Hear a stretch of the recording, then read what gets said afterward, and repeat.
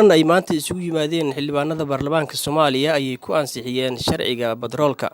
Sharcigan oo ay soo gudbiyeen golaha wasiirada ayaa ka mid ahaa sharciyada ugu muhiimsan ee aad u daneynaysay xukuumadda uu hogaamiyo Ra'iisul Wasaare Khayre.